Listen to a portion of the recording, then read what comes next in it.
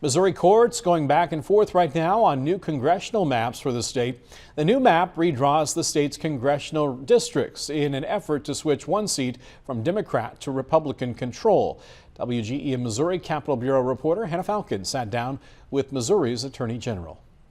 Thank you for taking some time to sit down with me. Missouri Attorney General Catherine Hanaway's first few months in office have been full of lawsuits, court dates, and discussions on one topic in particular: redistricting. Really, all we're trying to do is uphold the U.S. Constitution. We sat down Wednesday to discuss the legal battle surrounding Missouri's new congressional map.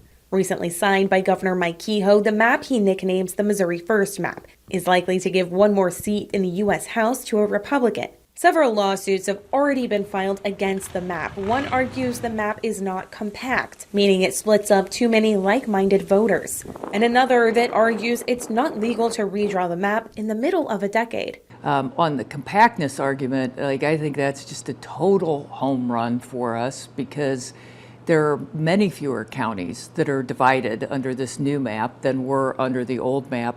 And on the mid-decade redistricting, it's not a case of first impression. It's happened a couple of other times in Missouri, and so I think we're going to prevail on that argument as well. So feeling confident? Feeling confident, cautiously optimistic.